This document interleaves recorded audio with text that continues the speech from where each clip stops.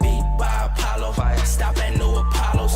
Cop a Henny sour, and I'm puffing Jack Sour. Yeah, I feel a black power. Yeah, this time it's really ours. It's time to get the bag. Yeah, it's time to get the bag. Yeah, yeah. Dollars coming, let me see it. Multi-million, I'm a bid. On a mission, best believe it. Ask for it, you receive it. Dollars coming, let me see it. Multi-million, I'm a bid. On a mission, best believe it. Ask for it, you receive it. Ask for it, you receive it. Got it locked, put the key in. Got them looking, yeah, they praying. She like, I like what I'm seeing. Now we up, they agreeing. Play full, yeah, we eating. Now you can't ignore this feeling when you got it from insane. Why these niggas be out then? You found love, why you cheating? She know that I'm never leaving. They want beef, but they vegan. I don't know why they on that. Get a pack, then I roll that. She got ass, tell her throw that. Start her on, it's a throwback. Just a straight roll, I don't even pay tolls. Your boy a genius and I ain't talking yay though. Been a living legend since I was like a day old. I remember days though, listening to J. Cole. I remember days though, listening to Drake though. Had to up my profile, had to up my payroll. Getting too high, yeah, you know I had to lay low. Getting too fried, eating on some fucking baked dough.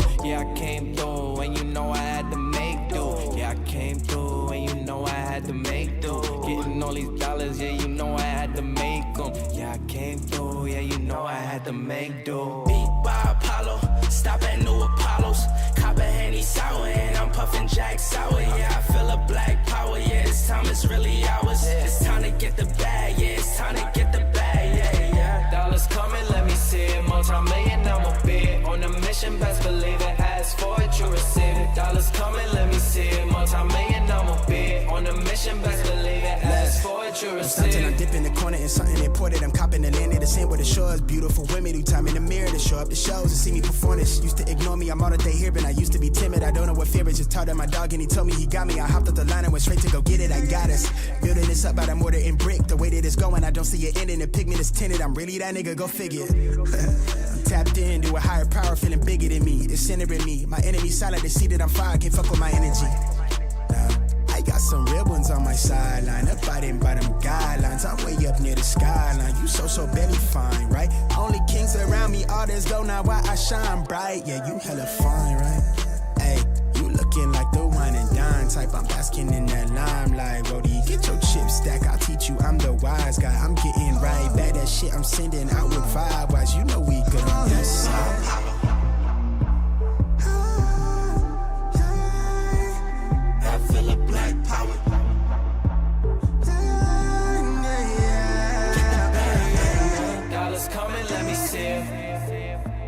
On a mission, best believe it. Ask for it, you receive it. Dollars coming, let me see it. Ask for it, you receive.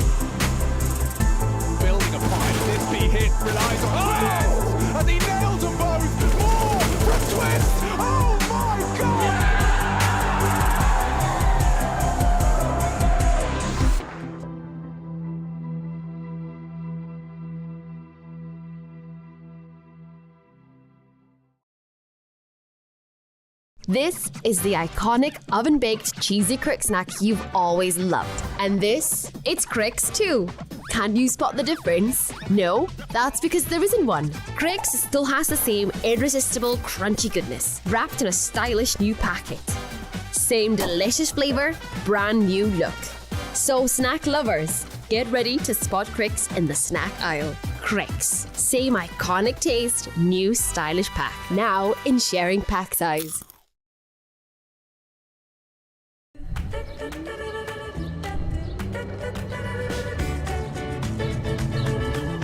See it falling into place.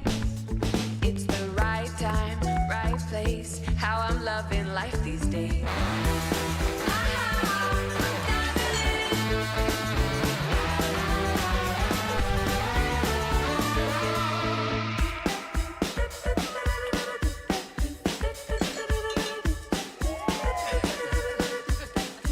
The all-new Hyundai Kona. Seriously fun.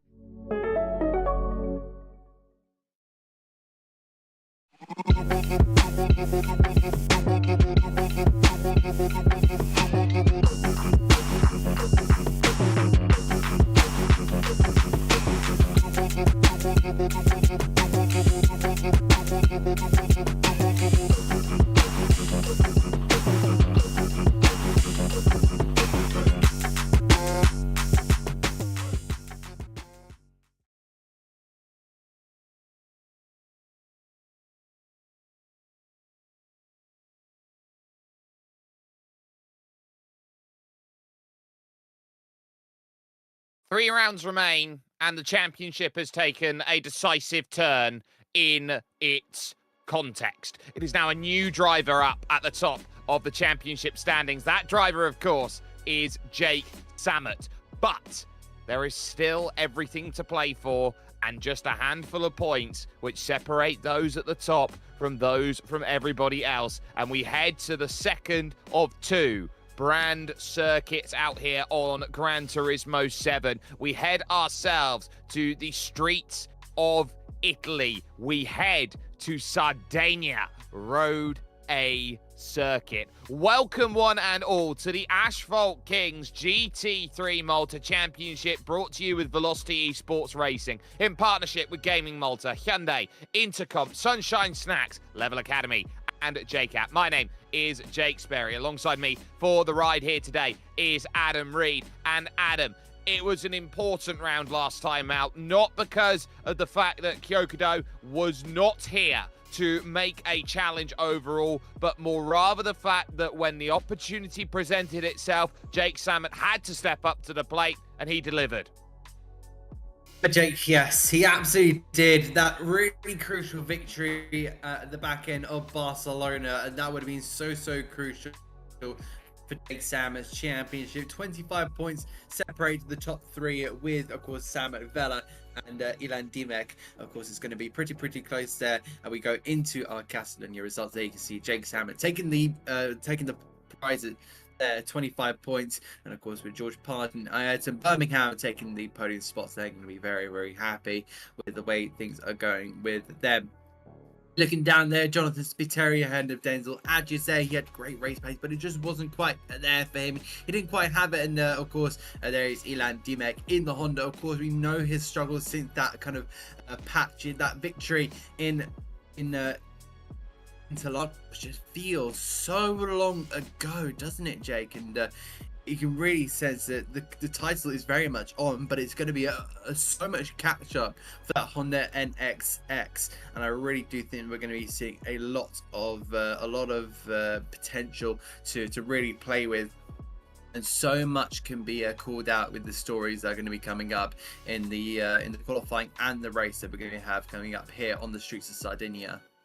Well, that's going to be where the focus is being set. Who can find what is needed? And when the point system is the way that it is, we are seeing drivers finding those big results and jumping up over towards the top. And that is where we sit currently at this moment. Jake Samet, 11 points clear now over Daniel Vella, Kyokudo Racing in second, with Ilan Dimek just in the championship fight, but 25 points adrift now and needing a little bit of help to get through just inside one race victory. It's a close battle for third, with Denzel Adjus currently in fourth position, the reigning champion trying his best to hold on to a semblance of a championship effort, but it might start to fall out of reach with a bad performance here today. It's then Jonathan Spiteri in 5th, 8 points back and 5 points back of that. A great drive last time out for my Ayrton Birmingham in his Porsche 911 GT3 RS. You've then got George Page 1 point further back on that in 7th, and Orland finding himself in 8th, a little bit adrift. Then it's Christian Samet and John-Paul Vella making up 10th place as things stands in the championship, but 11 points, Adam, the gap. We've seen that Kyokudo Racing has been unbeaten when he has turned up to race. The only reason why he's second in the championship is 2 missed rounds. Absolutely, and I don't think he will be too disappointed about where he's at this point, especially as you say, he's missed those 2 rounds, but you also have to think, what could he have done with those 2 rounds? He's so far had entirely first place, just looking at the stats on my screen, and kind of where would the championship be if he had competed in Interlagos and Barcelona? It'd really be an entirely different story. But yeah, we now have a brand new championship leader for the first time in a while, so that makes it 3 championship leaders in this series of Asphalt Kings, and this is really turning out to be such a thriller, a real eye-opener, and something that will be disappointed when we see that the curtain ends on this season. But here in the track, Jake, it's a very, very interesting circuit with many stories to tell around those 15 corners. Yep, so the Sardegna Road Track A 5.1 kilometer circuit, but it is an incredibly fast circuit out there overall. It runs from junction to junction, so the junction of turn 2 over to turn 7, junction from turn 7 over towards turn 10 at the church, and then, of course, that final sector running through to turn 15, which opens itself up as an overtaking opportunity over the course of the racing laps that you've got. Sardegna, of course, having to prioritize itself as a road track, also has that all-important ability of saying, right, what do you need out of this circuit to be correct? And I think one of the starkest differences you'll find about this track compared to a lot of the others, very high speed, but in a very underrated way. You're pretty much dancing from guardrail to guardrail, very much like, say, an Isle of Man TT course or something like the Northwest 200. Yeah, it's going to be very on the limit stuff there. You've got to really be close and personal with those Armco barriers. You're going to have to really scrape alongside them to try and maximize your lap time and play it very risky. And just having a look there, it looks very fast on the left side of the circuit, but then on the right side it looks very difficult. That can potentially catch you out. So our drivers are gonna have to massively keep an eye out for that one, especially going into towards 13, 14, 15. That really caught my eye on that track, man. Just seeing how tight that is, and if there's any ability of trying to make something materialize, definitely think it could happen down there, and potentially getting a run down towards 2. There's so many stories this kind of circuit has to offer, and I'm sure we're going to be seeing that in qualifying. So we're going to be getting a bit of a treat in just a moment here, Jake. We absolutely are. A circuit that joined Gran Turismo Sport in its first iteration back in update 1.4, which was now talking about 5 years ago. Here in GT7, this is a circuit where you've got to be so switched on to every aspect of it. We are going to step aside for one moment here with the Asphalt Kings GT3 Malta Championship, because when we come back, it's qualifying and 20 minutes to decide who will be on pole.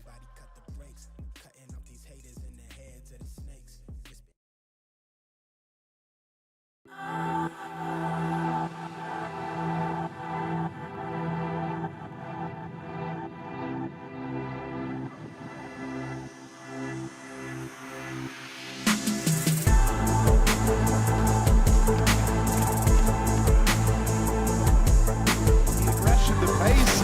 Oh, Molly!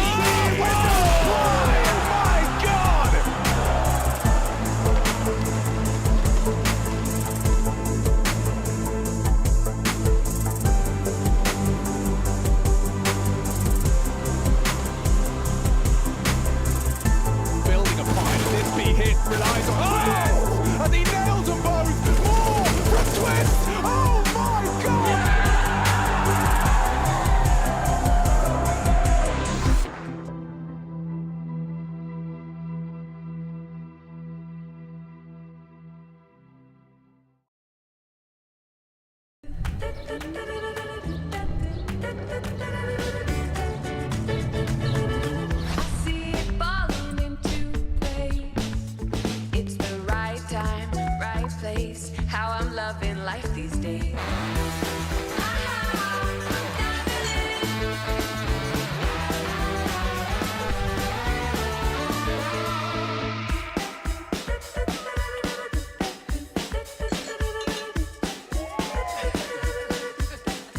The all-new Hyundai Kona. Seriously fun. This is the iconic oven-baked cheesy crick snack you've always loved. And this, it's Cricks too. Can you spot the difference? No? That's because there isn't one. Cricks still has the same irresistible crunchy goodness, wrapped in a stylish new packet. Same delicious flavour, brand new look. So snack lovers, get ready to spot Cricks in the snack aisle. Cricks, same iconic taste, new stylish pack. Now in sharing pack size.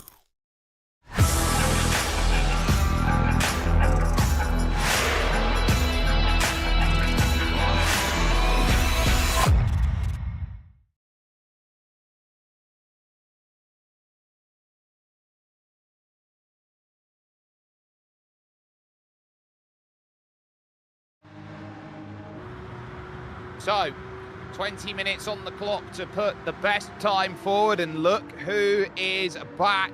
Daniel Vella is here to make some headway, and we'll be hoping that his times work as he will try and chase down one Mr. Jake Salmon in this championship. 11 points walking into today, and a lot of wind to play with here, so these cars going to be buffeted about quite a bit. Adam, we need to talk wind speed because it is going to be important, especially when you've got such a finely tuned car like the Group 3 category here on Gran Turismo 7, and the aero that will go around, needing the car to be as pinned down to the floor as possible. Absolutely. So you can see it's going to be a headwind going down the straight that they're currently heading down, but it's going to be a tailwind going down the main straight. So going to be super interesting to see how this goes. You can see the elevation of the circuit. It is so dramatic going up the hill underneath the Gran Turismo kind of arch, and there is Kyoko racing the man in the moment, I'd say. He's now laying second in the championship with 2 missed rounds, and he's going to play a big part. How quickly he get up to pace in that Porsche RSR. He's currently flicking it through the corners, dancing with it as he powers his way on towards a tough left-hander there, and following the car in through that 14th corner, he'll then power, and there is the slow zone on your way down towards turn 15, the final corner on this circuit. You can just see how quickly they are going to be through there. Potentially flat, we'll have to see, especially when the tyres are up to temperature. The grip is at its peak, and the fuel is pretty much being drained here. Up to third there for Kyoko, so not too bad for now, but I think he's had so much more pace, and of course, setups will come into this in a latter stage. Certainly will. It's worth reminding viewers that we are running the reversed form of this circuit compared to what you saw on the map earlier on here today, and look at those times flying in. JS19, Jonathan Spiteri going up to 4th fastest. There is Ayrton Birmingham Addicts finding himself down in 8th position as drivers look to try and line up this lap and really get it sorted. The run here, the first sector, you could argue, ends at this corner coming up, which is the church corner out there on circuit. A very important turn with a lot to try and put together out on the board. 1, 2, 3, 4, 5, turn 6 out on track. That second sector becomes very crucial, heading up through turns 7, 8, 9, and then over to the big braking zone at 10, which leads, of course, to the second sector mark at about turn 12. This is turn 10. You can see the hay bales down on the inside, giving that feel of a circuit which you've got to really run through, and now you dance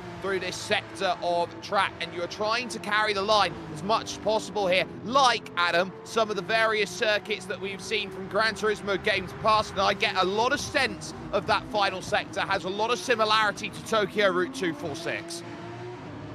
I'm not much of a Gran Turismo player myself here, Jake, but I can tell you that it's going to be a big challenge just to get around this circuit, and just seeing the flow of the circuit already, so much elevation. We'll have to see how that plays more into the tyres. I think they're going to really be pushed around this circuit. As we've already discussed, it is 5 kilometers, and that is only kind of two kilometers shy of the famous Spa-Francorchamps circuit. So very much into those kind of region. I think it's roughly around the same length as the Baku City circuit you'll see on the Formula One's calendar. So really interested to see how that's kind of going to shape up. There is MMR Super Uber in the Honda NSX, a beautiful Castrol with the green and the red and the black, having a little bit of a moment out there. But yeah, myself and Jake have been lushing over that livery as he heads his way through Church Corner. That number 16 needs a bit of an improvement there from 8th place, Jake.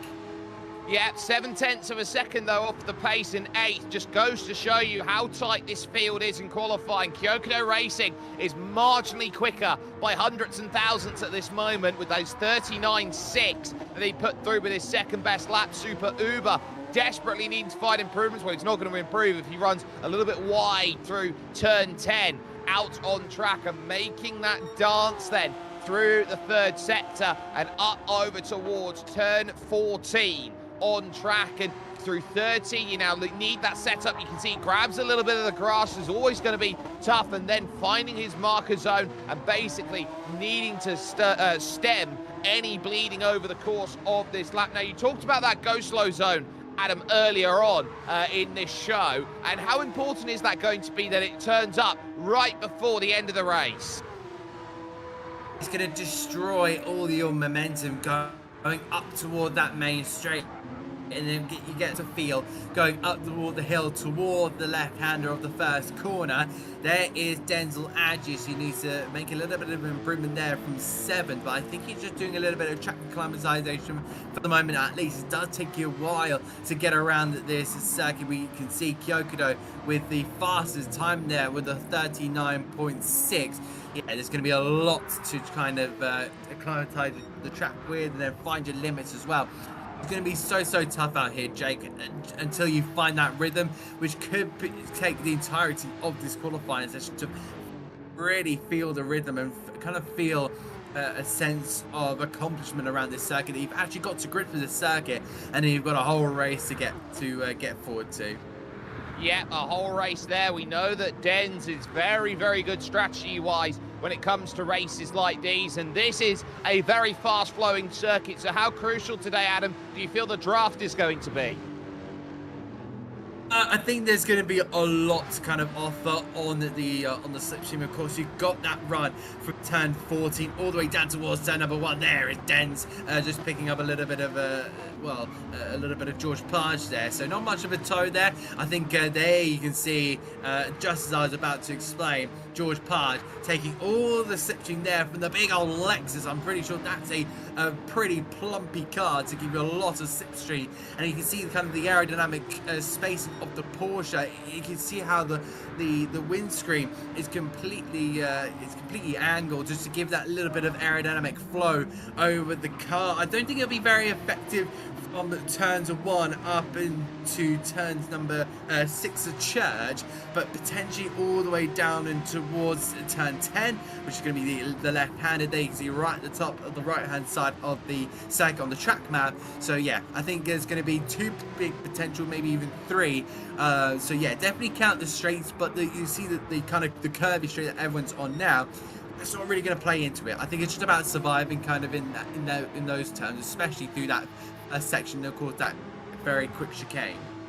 Yeah, that quick chicane is going to be rather crucial to the laps. There's George Page that we've been focusing on, getting the toe up the hill here towards turn 10, and now going up over the crest then through turn 9, and you immediately have to find your braking zone into that turn 10, hug the inside. The barrier there on that inside is pretty much going to stop anything happening if you do have that small tap going through. Dancing now through this section, down on his best time by 0.06 of a second, and you wonder how much he's pushing Dens through this section of circuit. We know and understand that Porsche 911 is one of the best on the performance power, and it comes down to a number of factors. It comes down to how the Porsche puts its power down and the way it balances its weight over the course of the car, and that gives it that consistency that you need to throw the car in through the corners. Which is going to be so difficult to find that kind of limit to be able to push your car through the corners. But yeah, if you get it a bit too wrong, you could find yourselves in a little bit of trouble with the Armco barrier on the right and the left hand side there.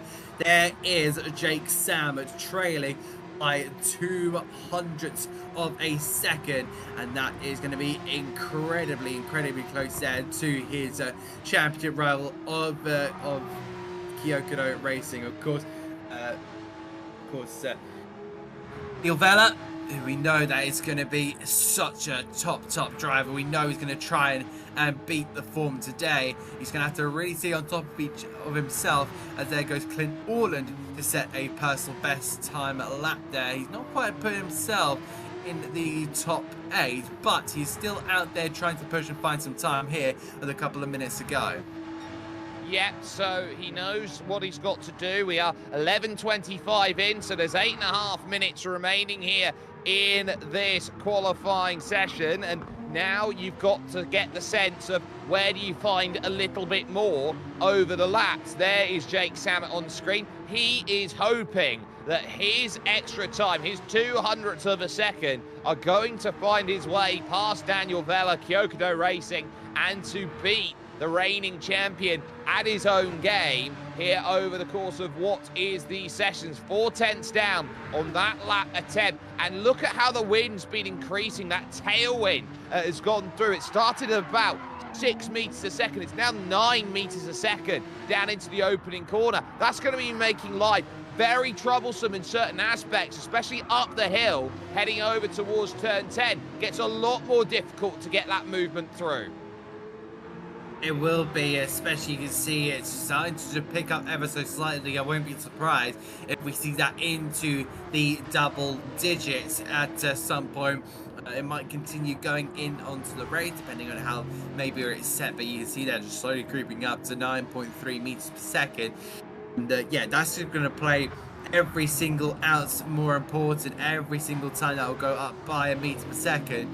Really think that it may be affecting the car just that tad, especially we can see here Denzel Adjus in the section here of George Pard picking up that toe we spoke about earlier, and he's now going to try and charge onto the back of the Porsche and potentially maybe even grab another bite of that slipstream. Of course, no other kind of special tweaks to the cars they can make, no kind of change in the fueling. It's all down to how much slipstream you can pick up. You power your way down on towards turn number 40. You've got that very fast left-hander right up onto the grass there with George Barge, and I think that's going to potentially cause some issue, because give me a little bit of Nordschleifer vibes in that one, because the barriers are so close. One little mistake, you take the corners a mile an hour or two too fast, you're into the Armco, and especially through that last corner, if you're a little bit too wide, you lose a little bit of grip, you're straight into the Armco. So there's a little bit of kind of Nürburgring Nordschleife vibes in this one, which it really just kind of really brings out how tough this circuit can be, even though it is just on the streets of Italy.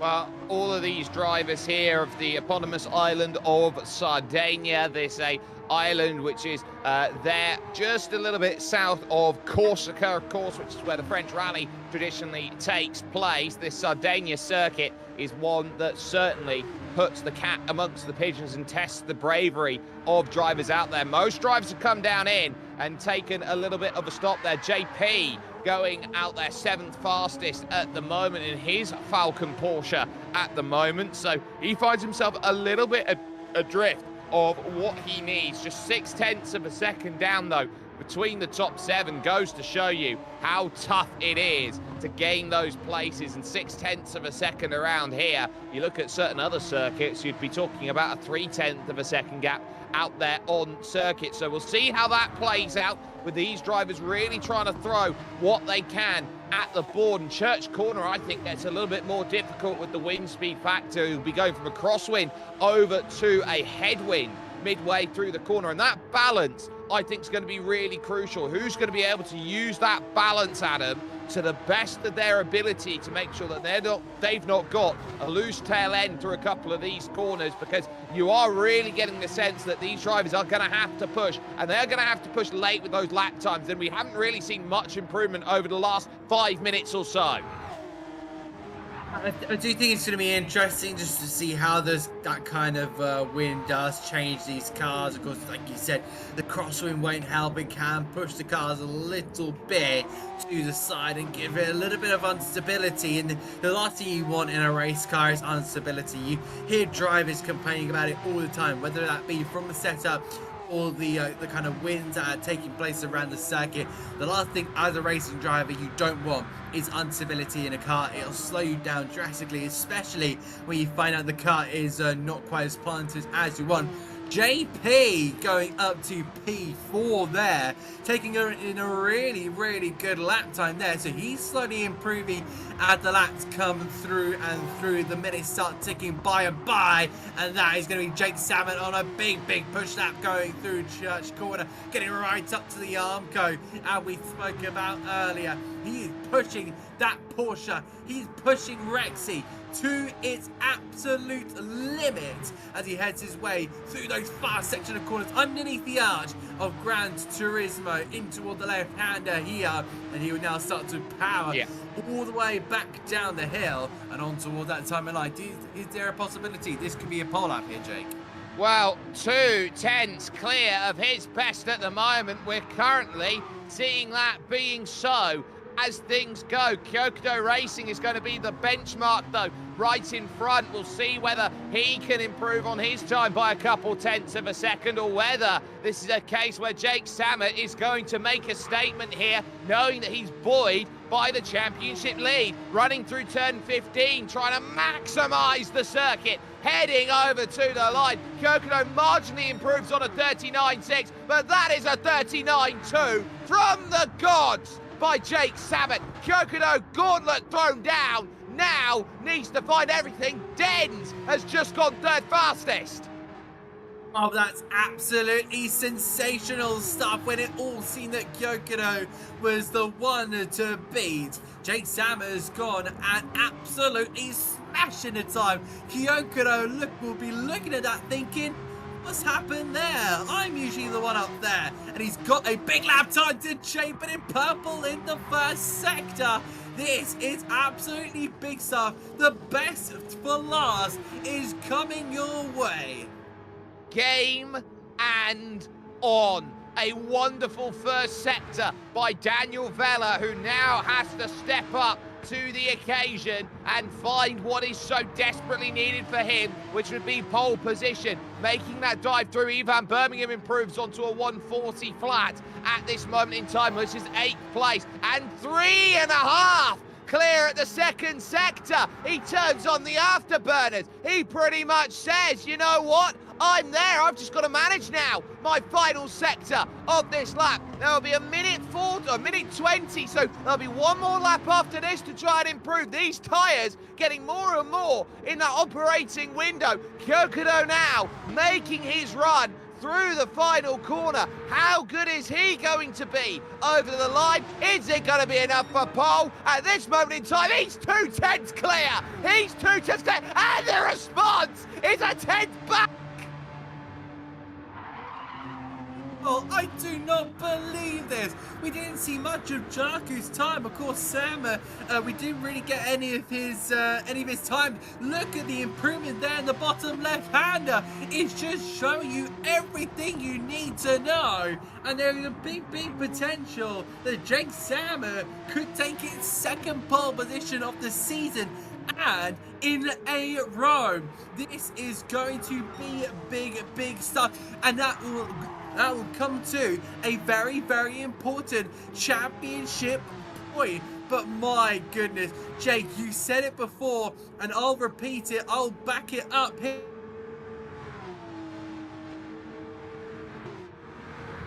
Wow. Absolutely brilliant is what we've got at this point. Final lap is now declared. No lap times will go quicker from this. You can't set any more on top. Kyokudo is the one who needs to find the magic formula at this point in time. A 10th and a 3rd to navigate. Heading through now at turn 14. Clint Orland improves, but not in terms of his position. He's outside of the top 8. GRG will not improve. Here comes the chance then over the line. Kyokudo, has he got enough on that 3rd lap through as he's thrown everything at it? Answer on a postcard is no, it wasn't there. Jake Samet realizes he doesn't have to push for it now, but now can anybody else throw themselves forward? 6/10 for JS19, who look close for the majority of this one in the Knight Rider Porsche, to hope that his time is going to improve. He's the final driver who can throw something down on the board of improvement. JS19, Jonathan Spiteri, has he got enough to say he's closer to this time? Answer to that is no. What a qualifying. Jake Samet says, we have a championship.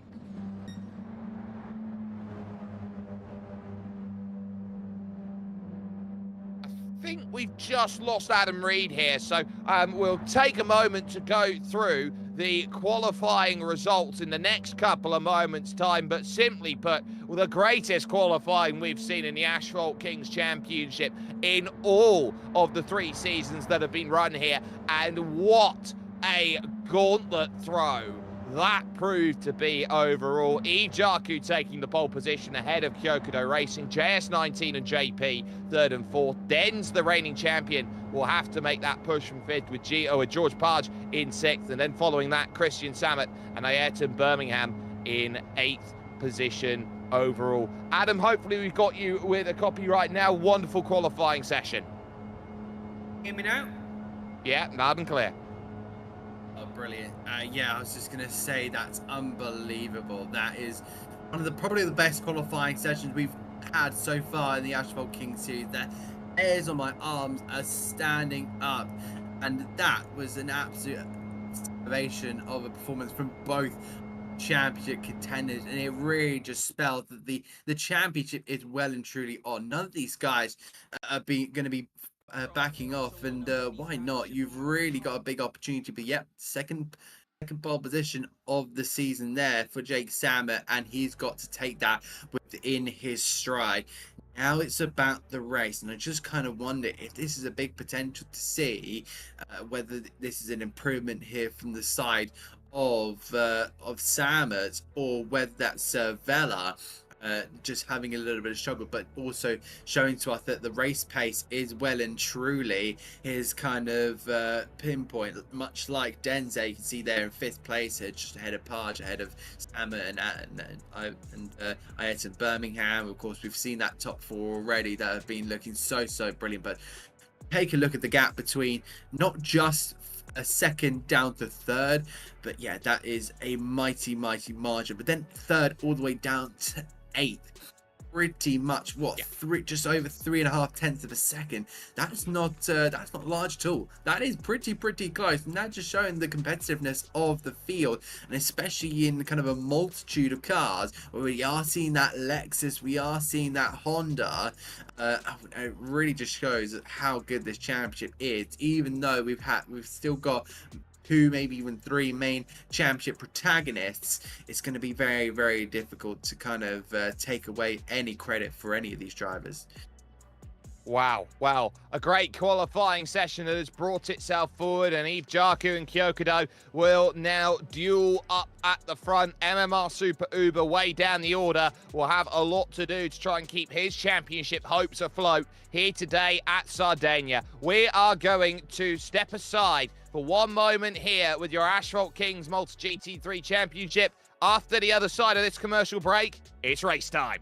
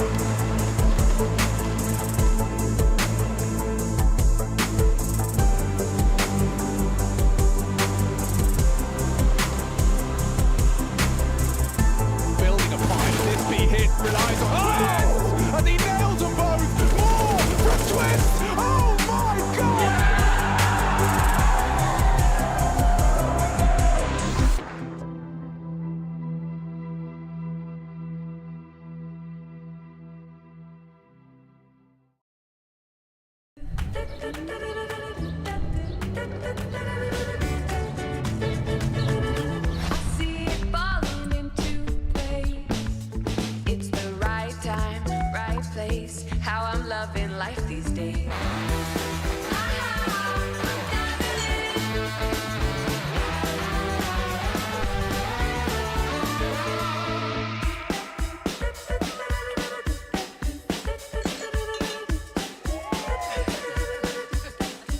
The all-new Hyundai Kona. Seriously fun.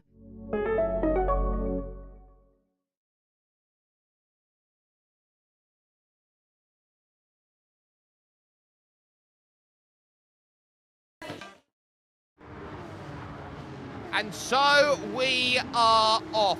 The pace is very much clear for all of these drivers as they look to try and push forward. But I wonder if we've had a little bit of a grid situation out there over the course of this one. We have, so we're going to abort the start and go again. So it looks like that pretty much sets things up. So we will get that grid resorted and get everybody back in line and situated before we get ourselves back going. It's Jake Sperry, it's Adam Reed here with your Asphalt Kings Championship. A delayed start like this after such a banger qualifying session is only either going to heighten the tension or pretty much allay some fears for certain drivers.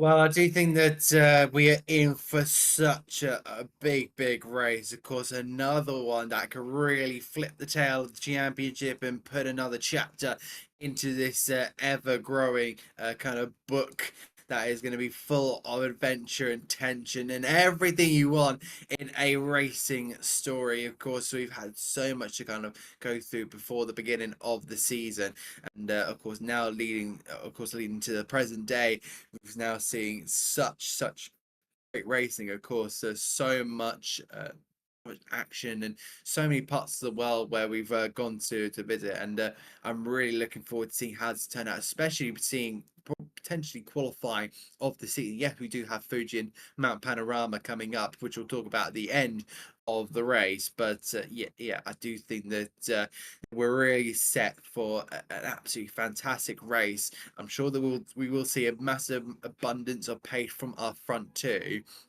That doesn't make for to say that it's going to be a bad race. It kind of tells us that there's going to be so much to look forward to, especially when the mid pack is so close. We already discussed that in the qualifying pace.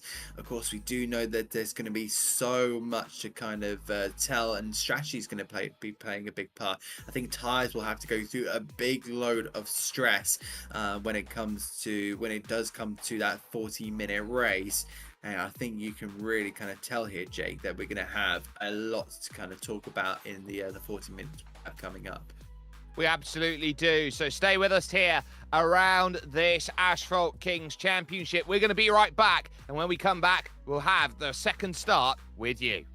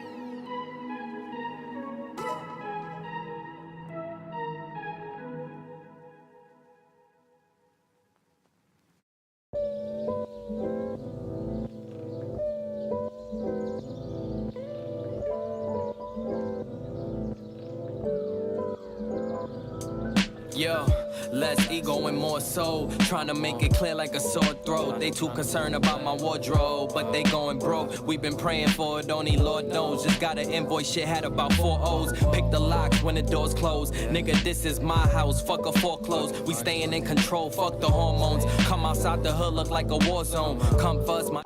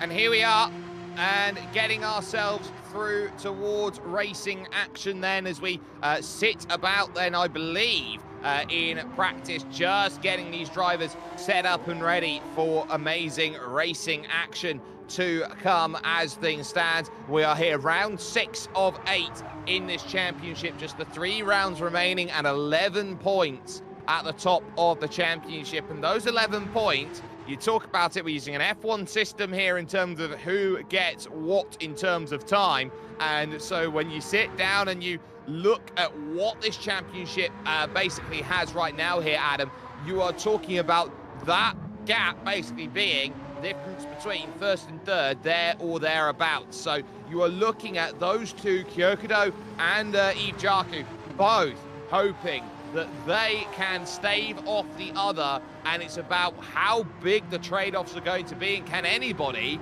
influence themselves in this race with the championship in mind? It's going to be very, very tough to kind of make the decisions, of course. So much to decipher in this race, but you can see there, Kyokudo currently out in the lead, but it does look like we have a loss. Yeah, it does seem like we have indeed lost Yves JACAP. I can't seem to see they're in the top 8, but yeah, it's not the most ideal situation. But we're going to have to run with it for the moment at least here, as Super Uber has looked to have launched into the lead, but I think there's a bit of a timing glitch in that one. Yeah, I think we're in a practice session rather than out there in a race scenario at this moment in time. So these drivers are all just looking to try and get themselves a little bit of form. You've got a couple of drivers in the pits like Aussie and JS19 who are trying to put themselves with the best possible foot forward at this stage. And you're seeing how these drivers just want a little bit more extra time to get themselves back and situated in a racing situation like this. Often we do get sometimes these issues crop up, and it's something that does happen in sim racing. It's very much the equivalent of a red flag that finds itself into motorsport racing, and we've seen it up as high as the Le Mans series having red flags over the course of their races. So when you sit down, Adam, and really look at what makes this series, and when you sit down and look at as all these drivers getting ready, we are now about to get going. There is Rexy, who is on the pole. Yves JACAP with Kyokudo, JS19, JP, Dens, George Page, Christian Samet and Addix, your top 8.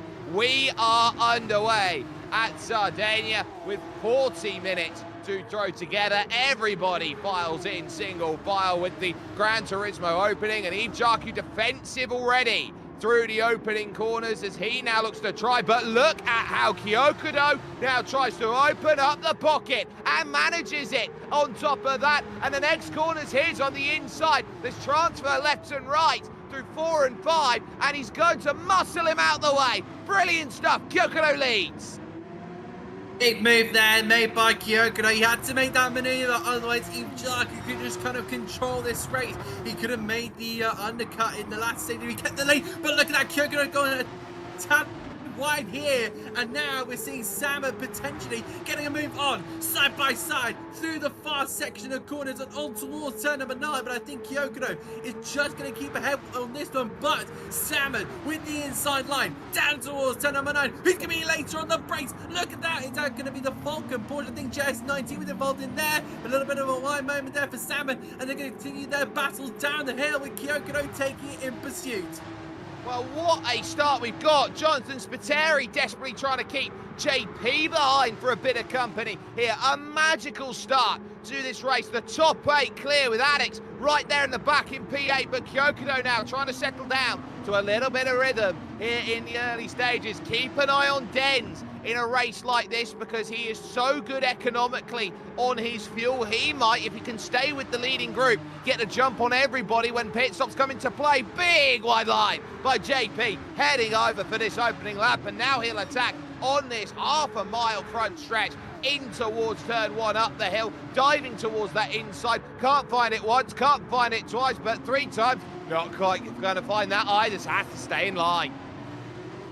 John Valor, that was a bit risky now on the first lap. The tyres are not quite up that operating temperature just yet. It took a while to get up to that kind of temperature, but you're just seeing all the way through the grid. But this is the one you want to be looking at. Driver eye camera there, and now looking back here with Jake Sam, you can see that going in towards Church Corner. He's let Kyokudo get away in just that little bit. You can see he's trying to control the rear, being very, very indecisive whether that be a second or third gear corner. I think he just has to let the tyres come into its own, hit nice and gently through these first couple of corners.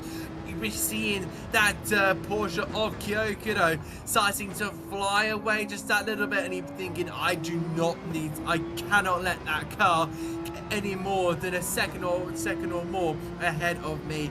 Otherwise, I am absolutely toasted for this race. He's going to go through the fast section, really floating the car in and really trying to carry all the speed and all the momentum in that Porsche in these early stages. I think he has to maybe take a little bit of consideration there. You have to be a little bit gentle at some points. There's a whole 40 minutes to get through. That may seem like very quickly in the driver's eye, but sometimes it can be a bit of an endurance, especially on a tough circuit like Sardegna.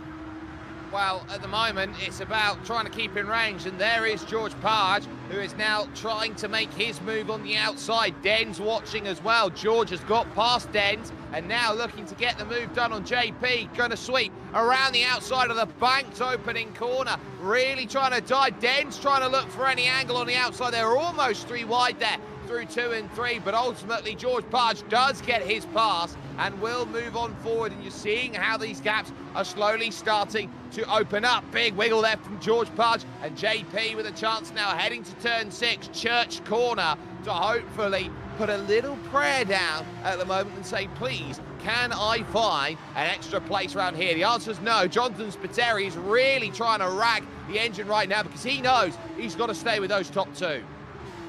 He does. If he wants to have a big opportunity, especially if you're aiming for those podium spots. If you're thinking, you see those 2 up ahead and think, I cannot catch them 2. I'd love to, but I cannot. I think the podium will be the best spot. He'll be keeping an eye there on JP and George Page in the background. We can look at them. They're having a big old tussle with Dens in behind. And I wonder if Dens is being very efficient on his fuel for the moment at least. Just seeing these 2 bats ahead of it and thinking, okay, I'm just going to save some fuel for the moment at least. And I'm going to pick my moment. And there you can see going around the outside of George Page. Will he be able to pick that off? And not quite there, but he may have a good run in towards the fast right-hander and up towards turn at number 1 here, tucked in that double dose of succeed from both the Falcon and the Manti inspired livery Porsches just up ahead. But that 89 of Dens is really one to keep an eye out for. He could potentially be getting a 4th, maybe even a podium, if he can really manage his fuel, tyres and everything above. Yep, so all that management's going to be important. And again, JP just trying to stave off any of the charges. You can look behind and see you got Addix there, Christian Samet as well in 8th position. They're in 9th as well. Don't count out Clint Orland, I believe that is, in that P9 who is trying to keep in range. And there goes George Parch to the outside of 5, which will give him the inside at 6, but he can't get the run, so JP once again covers it off. But look at how much time they're losing. It's 3 seconds now up to JS19, and I think this is a battle now for best of the rest rather than any hopes of a podium. Yeah, I do think there's a reason why JP is being so aggressive, and it's because his best finish in the championship so far is 8th.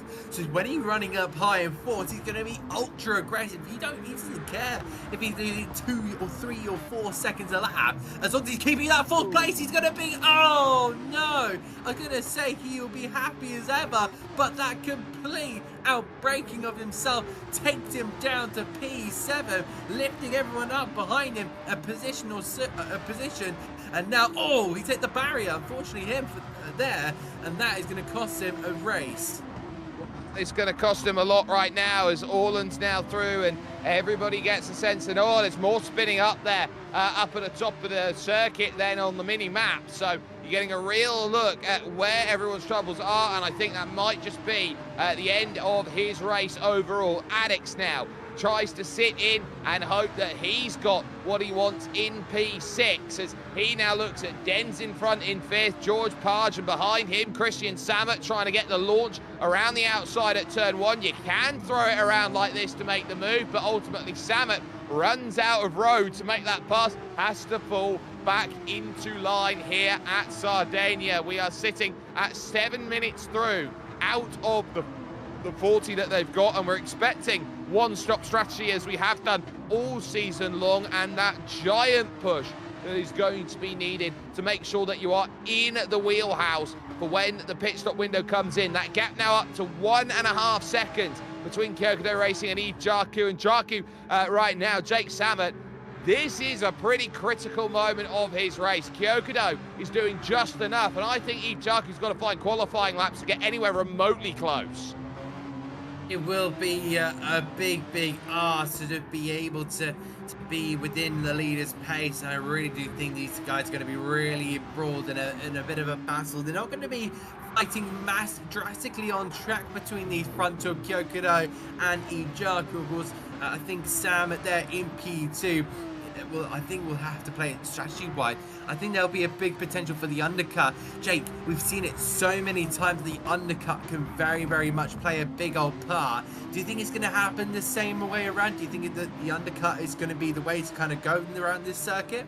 Well, this is the question that gets asked as here comes Dens to the inside, hoping that he can leapfrog up into 4th position along the long front stretch here, out of 15 and over towards turn 1. That monster launch of the Lexus gets it done. Where do you want to go, George? Left, right, up, down, slantways. Great class elevator style overtakes aren't going to find it, and the RGB style colorings then of Dens are going to put him up in front now in 4th position, and Addix sits on the back and thinks, you know what, my turn. George Parge angling to the inside, half as an attack, half as defense, little wiggle from Addix, and that opens the door up, and the overtake goes begging.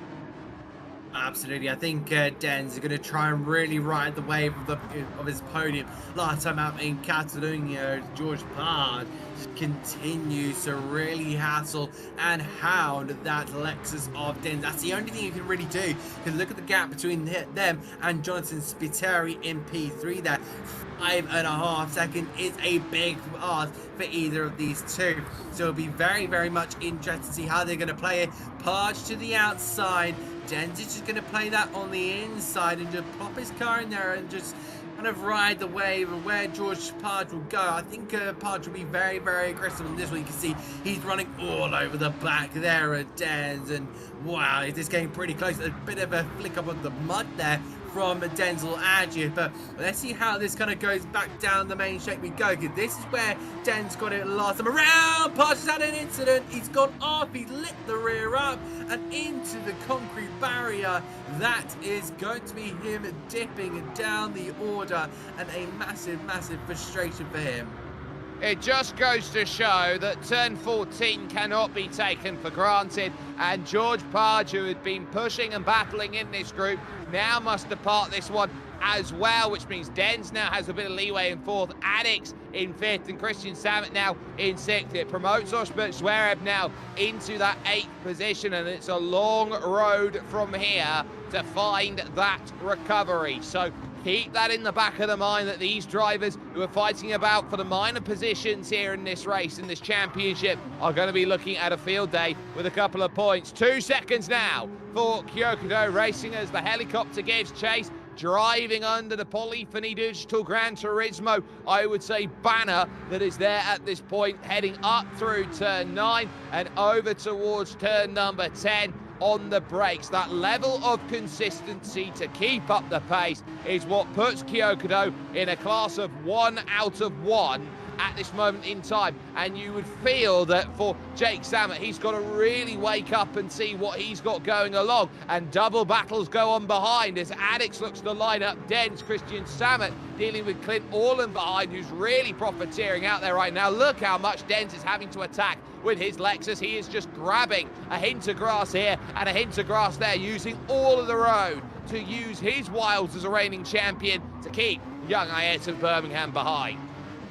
Using all of the kind of run-off roads in that one to see if he can make anything happen out of this last couple of points of the circuit.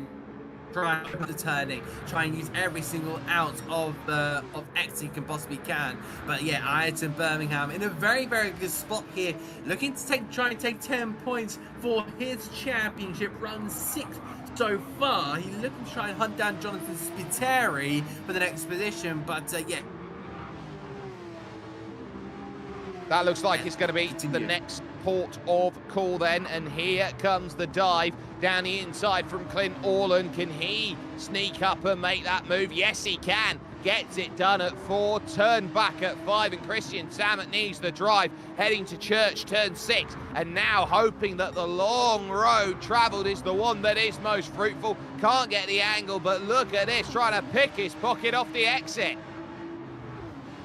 Oh, it's getting pretty close there. Samet and Orland have been really embroiled big in this battle. They continue their way up the hill and on toward that left-hander of turn number 9. Samet to the outside, going to try and attack that position. Can he get an undercut here, or switchback, I should say, on Orland, looking right around the outside, almost going into that concrete barrier. They're getting so close, and squeezing through goes Samet. That is an absolutely astonishing. That is going to be one for the show reel. That is a pretty big move out there on circuit, and as decisive as it gets. And now for Kyokudo, 2.8, nearly 3 seconds here as we head towards the 14-15 minute barrier. The question being now will be strategy. It's the only other difference maker I can see out there from Kyokudo versus Yves Jarku, because we saw with the times that Jake Samet was able to match in qualifying everything that Kyokudo could throw. I wonder if they've gone different on the tyres, whether one's gone soft to medium and the other one's gone medium to soft in terms of the context of this race. Clint Orland through, of course, there, as we've seen, with his one-piece car out there at the moment. His Porsche trying to show everything it possibly can in the silver light as he goes on forward and realises that he's got about 2.2 seconds out there at the moment to try and chase down an all-important gap to move up to 5th and potentially 4th. It was a poor qualifying, a remarkably poor qualifying by Clint Orland standards, but he's done very well over the course of this race to make gains. He has, and I think that Orland is in a good spot here for the moment at least. He's just doing the best he possibly can and really seeing if he can make the push. But yeah, Kyokudo, we're seeing now back up at the front here, trying to check in, and a purple second sector here for Kyokudo. That's all you really need to know with 3.2 seconds as a lead. I'm wondering if Yves Jarku, Jake Sam has been really playing his cards to kind of be efficient rather than out destroying his tires, burning through the fuel.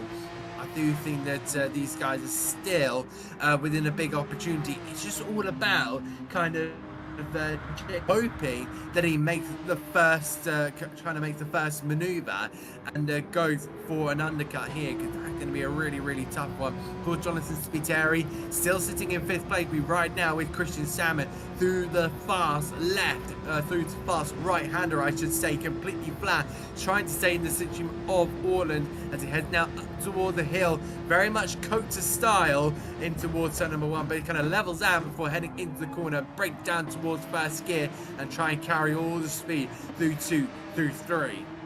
Yep, now trying to run that momentum up. The wind dying down quite considerably at this point in the race. So these drivers are having to adapt to conditions, and less buffeting means that you are more and more on that practiced run. You get a lot less out there, and it's more about that muscle memory as you go through. Maybe that's the key. Kyokodo's muscle memory, not necessarily in variable conditions, but doing enough that gives him the gap that he wants. There's Jake Samet. He realizes that, yes, if he finishes here, he is going to fall a little bit further back in terms of his points all compared to if he'd win this race, but he should still hold the championship lead right here, heading to what will be 1 week's time from now. And when we head to you in 7 days, it will be over at Fuji, which will become the next key battleground out there. But don't count out Jonathan Spiteri in this race, because he could definitely throw a spanner in the works, and that's going to be the next big thing right now, that he try and keeps himself there, because he's still within 3 seconds of Jake Samet. Absolutely. I do think that a big slip up by either one of these two, Spiteri will be there to potentially make something happen and materialize for himself. That all black carbon Porsche is really a good spot. I really cannot kind of outspeak that anymore. Of course, Spiteri has never been on the podium so far, had a best finish of 4th place in both Interlagos and the last time around at Barcelona. So really looking to try and put himself on the map here and put that podium to his name. He'll be once again, I want to say the 6th driver in the championship to get a podium as well. But that 3rd place is looking pretty good so far. He just needs to keep pace with really with himself, just keep within maybe within half a second, I'd say, of the kind of leaders that he's going with. But yeah, that's a very, very tough ask, but he's doing with all his might here. I think a big driver to keep an eye on, especially with coming to kind of the best of the rest. Well, this is where the push is going to be, as Jonathan Spiteri is doing everything he can to keep this race honest between 2nd and 3rd, knowing that he's got those 5 seconds over Denz, but we know Denz is fantastic on the strategy, on the fuel. So that's going to be in the back of the mind. How much time's there? And is there going to be a slight shift in terms of the pace that's there between those two? Kyokodo right now, just seeing that gap tiptoe a little bit down right now to 2.9 seconds. It's almost like we're just seeing that in transit at the moment, a gap built now. It's about staving off that gap, managing the difference between those two drivers and the gaps that are really forming in this race. The chase is very much on in the middle of this one with Samet there. George Page not giving up. He's there in 8th position with Oshbert Zverev and JP, who's still back there in 10th position. And the one driver I haven't seen in a very long time is MMR Super Uber, which would indicate to me that he is out of the race. And because of that, he's going to be dropping major points and will pretty much say that his championship effort after his win at the opener in Interlagos is dashed. That's going to be super unfortunate there for MMR Super Uber. Of course, Ilan Dimek, we had really high hopes, and especially, I'm sure we'll talk about this at some point, but it did feel like at Interlagos that he was going to run away with the championship. It's going to be one of those, but then, of course, Kyokodo then came in and won 3 on the bounce. And especially with that kind of recent run of 3 points, 12 points, 8 points, or should I say 23 points in the last 3 races, it just not looked good there for Super Uber. You would have expected a lot of podiums, potentially 2nd place, being battling up with the likes of Kyokodo and Yves Jarku, but it's just not materialized for whatever reason, and he'll be looking to bounce back in the next season of Asphalt Kings with the absolute needs must of trying to win a championship after what feels like a very disappointing campaign. Well, it has been something that he'll be trying to navigate through towards the end of the season, so there'll be something there to keep in mind for him. But right now, it's about these drivers and the gaps that have formed at this point. Kyoto, the fastest lap of the race, and we're over that halfway stage. So for all of these drivers, it looks like they have assimilated to the same strategy out there, and it's just a game of chicken at this point with strategy. Who pits first? Absolutely, I really do think it's kind of one of that moment, and you can see that Kyoto taking the fastest lap of 41.0, and really just showing that he's also been managing whilst being fast, and that kind of really shows a complete driver. They can be fast 20 minutes into a race at where tire degradation we thought was going to be very, very vital. You see all the marbles being flicked out there onto the outside line, but yeah. Kyoto, super fast, 20 minutes into the race, and he's just been absolutely super. It's just been unbelievable. He can really pull a rabbit and a rose out of the hat at any given time, it feels like. He really can. And with the way that Kyoto Racing has been able to put together his championship, it's a case of win after win after win after win, and Jake Sammett's just been trying to basically gain the points that he can, a little bit here and a little bit there, and ultimately it will add up by the time that the end of the season runs forward. Clint Orland still trying to hunt down, bit of a wide line taken there by Ayrton Birmingham, but Addix is not giving this one up, and nor is Clint Orland, and that gap just holding itself steady at that 1.3 seconds, and it does take maybe one lap's worth of pit stop to bring that through. But all of these drivers, I think, are trying to run that tank to dry, and it is very dependent on who has got the ability to put that tank down to 0 and then say, I've got the shortest time in the lane. It's going to be very, very interesting to kind of see who is going to be very, very quick in that pit lane. Of course, we've seen it many, many times. If you manage to save a couple of seconds in the pit stop, it will save what feels like a whole minute of time in the race. It really does give the feel of a big, big advantage, and you can see that any of these drivers could at one time. I just want to ask you, Jake, if you were Jake Sammer, would you maybe pit within the next lap or two? Because you've now found yourself over 3 seconds behind Kyoto, and there's a big opportunity to kind of get back into that battle. But with an undercut, do you think it could potentially work? Could it be the way to maybe draw yourself level with Kyoto, put yourself right in the action? Well, if he's in the thick of it here, if he manages to find a way, I think that he'll certainly want to go through. But this is a long championship season, and the drop of 7 points now, I don't think is going to be the end of the world, or 8 points for Yves Jacques. I think he realises that there are still races left where he can still charge. And ultimately, with the way that he's got this set, the way this championship is set, if these two drivers are going to be 1 and 2 between now, as in comes Kyoto, and Yves Jacques will immediately follow, 2% more of the tank used over that stint, both drivers on mediums. If both of those drivers finish 1 and 2 between now and the end of the season, Adam, it's such a simple scenario. It just means that Yves Jacques only has to beat him at one track once. Oh, that is going to be super interesting and really, really an intimidating feel for both drivers. I think they've really got to keep banging at it and just seeing if they can get anything out here. It is interesting you mentioned that if Jarku wants to maybe come second in both these last 3 races, and to Kyoto, who's been massively outpacing him, but it does seem like Kyoto's managed to cover off Yves Jarku, or Jake Sammet in this case, so it does seem to be advantage in the form of Daniel Vella. Vella will now potentially put in a big run of form in the next the remaining, I should say, 15 minutes to really kind of make this complete. Well, these 15 minutes, I think, are going to be the most crucial right now. Kyoto, you look at that gap, he has been able to extend it out now to nearly 5 seconds, so he's gained 2 seconds in the stop, nearly, and near enough over Yves Jarkin. So how do you beat that? He's quicker than you over the course of the laps, and then he comes into the pits and he beats you by 2 seconds in the stop as well. It's a never-ending battle right now for Jake Samet. I think this is one where you just look at what Kyokudo's been able to put on the board, and you just have to wave a white flag at it. That's just brilliant.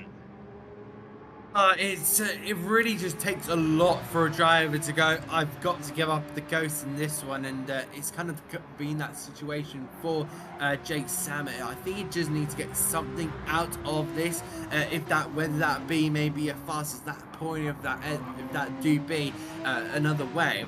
But it's so difficult. He did get that fastest lap, that pole position point, but yeah, it's going to be such a tough situation for him as Jonathan Spiteri comes into the pits, and also AS and Birmingham in their own little race. And I just wonder if JS can potentially stay out there for P3. It's going to be a very interesting one to see how he does as he makes his way out of the pit lane now. Yep, so out of the pits and trying to find his way forward. Alex then will return to the circuit, but look at how dark it's got all of a sudden out here. The fog rolling in, it seems, at this moment in time, and all of these drivers sitting around looking at the variable weather, and you wonder here whether there's going to be something late. And was that a windscreen wiper that I saw for a moment? So that's going to be something worth keeping in mind. No, it looks like that's okay right now, but for Addix here, comes out in 5th position, and the push that's there, it's not often that you see the weather play a factor too much. We've seen none of that come into play over the course of this season. I'm not sure we're going to see that change now, but we are definitely sensing right now that the track has got itself a little bit more overcast, and that might be dealing with track temperatures right now, and it might just change the way that certain drivers go about this race. I definitely do think that, of course, when the kind of the clouds roll in, we cover the sun, and then we get the track being a little bit colder, so that might potentially go into the path of the way of the medium to soft strategy, because of course they're not going to be using that soft tires as much as possible, because usually on a hotter track the tires deg a lot quicker, but on a colder track they're able to grip up a little bit more and be able to push that little bit more. Speaking of pushing, there's George Page. He's looking to try and maybe take a fastest lap point. But yeah, over the course of the championship, it does seem like we've had the likes of Super Uber getting that fast lap point. Daniel Vella's got one, and so has George Page. He got it last time around in Barcelona, but also at the second round of Watkins Glen. So he does have the pace in this one, despite its early skirmish, and that will kind of fill him with a little bit of anger. That will fill him up with a little bit of driver anger, and that could either be a driver's best friend or a driver's nightmare. Well, at the moment, I'm pretty sure drivers want best friends out there. 6 seconds now. The margin at the front, and Jonathan Spiteri's work. He's kept that gap down to about 2.3 seconds now. I think this is the case. Look behind, and look at how much Denz has closed up in the pit stop. We talked about it being important. He was 5 seconds down over the opening stint, and look at what Denz has done by just being able to manage the first stint with a Lexus that is great on fuel economy. He's brought himself right in now with Jonathan Spiteri, realizing that JS19's podium is by no means secure, and second may even be on the cards. Yeah, absolutely. I really think Denz is going to get the old heave-ho, just seeing Jonathan Spiteri for third place right in front of him. He's of course had 2 podiums so far in this season at Laguna Seca and Dragon's Trail, but then of course finished in 5th. Light him around, and that's AS in Birmingham. Big moment there for the kind of grey and yellow Red Bull sponsored livery. That was a big old moment, and really puff out your cheeks and whoosh, big save. Right, now let's get on with the work at hand and see if I can muster anything for currently 5th place. But yeah, going back with Denz here, because that was a 2 podiums and then a 5th place. So he's looking back at a potential another podium place here to really maybe launch himself up into 3rd place in the championship. Well, this is pretty much a sit and watch moment in this one. We now enter the final quarter of this race. George Page still hoping that 7th is on the table with Christian Samet right now. Half a minute behind your race leader, Kyokudo Racing, at this point in time. Yves Jarku, Jake Samet, the championship leader, second, mitigating his losses at this point in time. And Addix there, after his moment out on track, still has himself in no man's land with Clint Orland 6 seconds behind him. Dent 9 seconds down the road, currently in that 4th position. We are on lap 18 of this race, and the chase being so crucial at this point. This is one of the more unique circuits in which you do not have a margin for error around here. It's a street circuit, and you don't often find street circuits out there in the world of racing. But the finer margins, Adam, talk us through the finer margins. We see Dent ratcheting up onto the back of JS19, heading through 40. Of course, like you say, there's so many kind of moments that really to go bold on this one, especially through this last corner of 15. Of course, that is pretty easy flat. Maybe not at the beginning we saw in the early stages, but you've really got to keep an eye on that one. There it is now. We go on the driver's eye here, heading up the hill. You a little bit blind until you see those kind of brake marker boards in towards 1. And you just got to carry so much speed and momentum through 2, through 3, and really run the risks and the limits through here. Then you've got 4. You've got to use a lot of the curb on the right hand side, chuck it in, and then really find that exit curb on the outside. Use all of it as much as possible on the approach up towards Church Corner, trying to use as much as you possibly can. But you got an Armco there on the right hand side to try and stop you from using every ounce of the circuit a little bit more. But you've just got to play to get a little bit close, get a little bit personal with these parts of the circuit, and really run that car right onto the side. We just follow there with Dens on towards the turn 9 corner. It's a late break there, and then in towards the left hand, trying to follow the car through it again. Now you got to really kind of use every ounce of your machinery, really into the big confidence, as much confidence you have, because this is a very, very fast section through the right, through the left, really using all the exit out on there. And Dent decides to close up a little bit here on JS19. Spiteri be seeing him in the mirrors, using all of the racing circuits, and we're now back onto the main straight. And I wonder how this is going to pan out, with especially seeing Yves Jarku, Jake Samet in the perspective here, and Dent is really going to go on the big old heave-ho push, I think.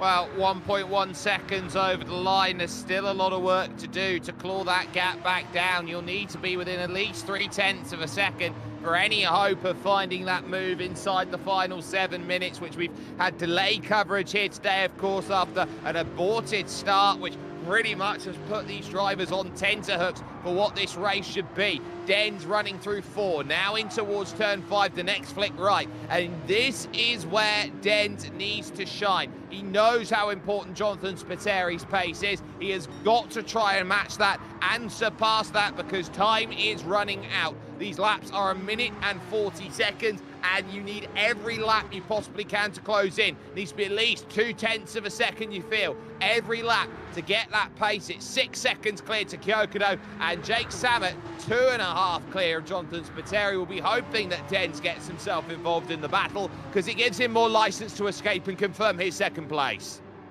Yeah, I do think that second place is the only position you can think here for Jake Samet. He's just let Daniel Vela get away too far down the road, and this is the only position you can really finish in. You have to be a little bit careful of Spiteri, because of course Spiteri has still got a bag full of pace on him, but he's also being pushed on the chase here with Dens as well. So much can still happen on the edge of this race, especially with the last 5 minutes still to go. But Kyokudo is currently man of the moment, leading this race from the front, really putting in an all out big performance on his return.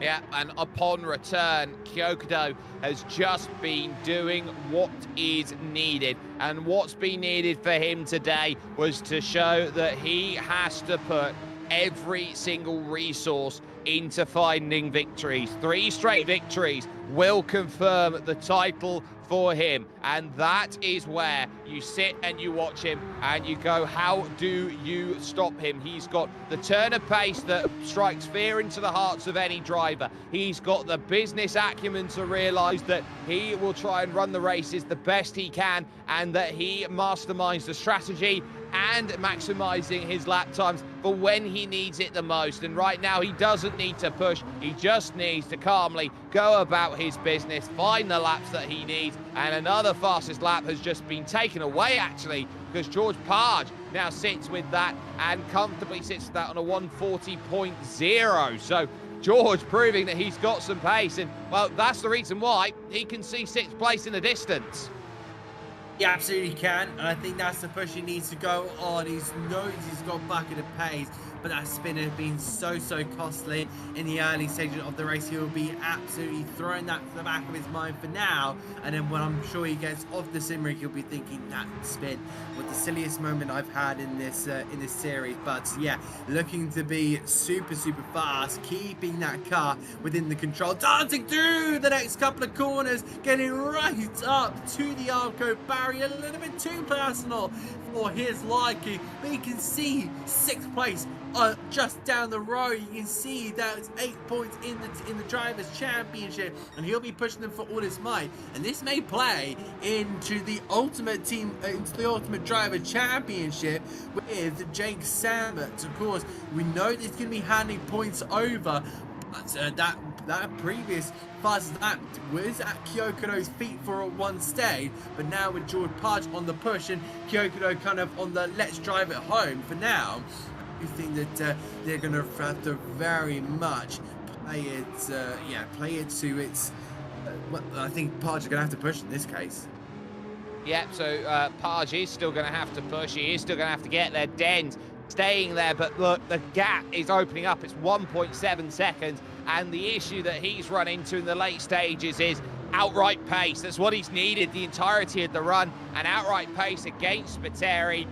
It's just not there. And that's where you sit down and you look and go, well, Jonathan Spiteri has done a wonderful job this race. It will look like a podium at this stage. And the reason why is he's had a great turn of cadence here that hasn't been able to be matched by Den's behind. Steve Jarku doing what he needs to. But there's your leader with 2 minutes and 15 seconds to go in this one. Kyokudo racing right now is storming over towards yet another win, a 4th win of the season. He absolutely is, and that 4th win is just going to be another hit in the book, and I really do believe that he's just unbelievable at what he does.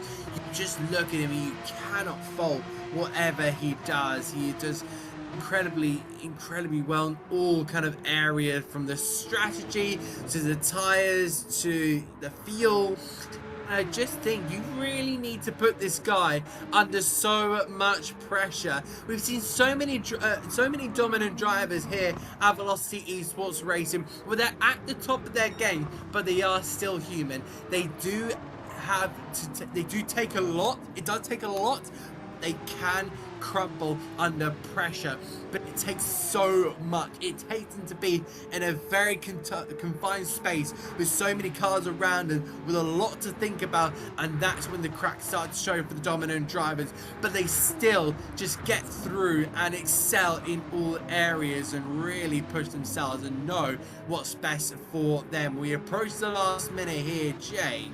I really can see this being one of the great races. We've had so much going on, so much potential, so many stories to read out, so many, as I said, to unfold as well. And Spiteri, I think, has been one of those drivers you have to look at and go, well, he's done an absolutely amazing job, but still he's got a bit of a mission to do with 30 seconds left to go. Well, it's still 9/10 of a second here for Dens to try and chase down in the Lexus. He's been biding his time, hoping that he can strike with the iron hot at the final possible moment. They will be able to cross the line and continue on their charges, where some of the other drivers behind won't be so lucky and will be classified as a lap down in this race. there is your race leader, and here is the reason why. 6.2, the gap at the front between Kyokudo Racing and Yves Jaku. George Parge will confirm himself in 7th as the final lap has officially begun, and this now is a tour of force.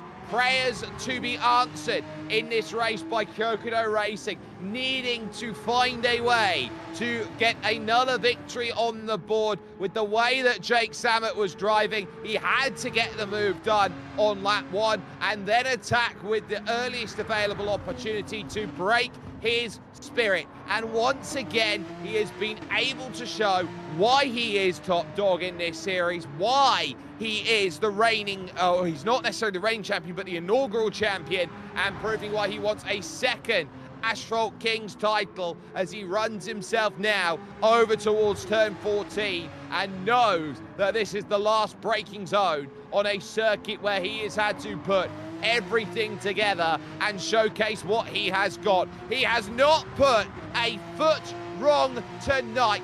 Stave off the challenges, make sure your number is counted, and he will close that gap down again. Kyokudo Racing with number 4 this season, and a championship that tightens up ever further. Oh, it's absolutely amazing. Magical stuff from Kyokudo. Back to his very best. There was some doubts going into qualifying, but that just showed the race pace is where it's at for Kyokudo. If he can't perform in qualifying, if he does struggle in that qualifying pace, he's always got the race to bring it back. And my goodness, he has pulled a rabbit and a rose out of the hat, finishing ahead of Jake Salmon by 5.5 seconds. There is Yves Jaku pulling into camera shot. That really just shows you all you need to know. These two having a big old tussle out there in the championship. It may not be close on track. It may be down to strategy, but it is a big run for these guys. George Parge takes the fastest lap as well with a 40.0 and a really superb stuff. He'll take 7th place there, but we'll be wishing for more. There will be opportunities when we go to the land of the rising sun next time around in Japan. But big kudos. First podium for Jonathan Spiteri in P3 there. It's been an absolutely fantastic race here, but it's time to leave the streets of Italy, the streets of Sardinia for the Asphalt Kings Championship. And Kyokudo is once again another star, could be potentially by his name. Well, Kyokudo Racing will close down the championship as things stands, but will not walk out of tonight as the championship leader, knowing that with this result you can see out on screen right now, 5 seconds, the gap. It was up at 6 with 2 laps to go. Kyokudo Racing was able to pull that gap away from Jake Samet, and so for Daniel Vella, that gap will close, and it will be about those final 2 rounds of the season where it is pretty much tit for tat in terms of where those two in the championship stand. Of course, JS19, Jonathan Spiteri, picking up that last spot on the podium, had to work against the reigning champion Dens and just about managed to stave off the challenge there. Alex giving a good showcase of performance back there in 5th, and Clint Orland knowing that he didn't have to necessarily attack on that final lap. A minute 23 will be what his gap is classified as in 6th position. 1 lap down for George Parge, who definitely had the pace today to challenge for the podium in 7th. Christian Samet back there in 8th place, but a number of drivers in trouble, including MMR Super Uber. So for Ilan Dimek, he will fall outside of the top 3 of the championship for the first time this season, and his challenge for the title is officially over with today's result at Sardegna in all but mathematics as things look. But we do sit with an opportunity now to say what a championship we are in. And we got it all to come along over the next 2 weeks worth of sim racing action. This has been your Asphalt Kings Malta GT3 Championship, brought to you by Velocity Esports Racing and Gran Turismo 7 in partnership with GamingMalta, with Hyundai, with Intercomp, Sunshine Snacks, Level Academy, and JACAP. From Adam Reed and myself, Jake Sperry. There is no words to describe how important it is now to focus. Focus on 2 rounds, where it is simply put, must win each and every stage of the way right now for one Mr. Daniel Vella. Kyokudo Racing must be faultless with the 2 missed rounds that he has got. But where he's got to be faultless, you turn around, you say, what's next? You look at Jake Samet, and he has just got one task, and some may say it's the impossible. He must beat Kyokudo once this season to be crowned champion. We will see you over at Fuji in 7 days' time to see whether the impossible can become reality.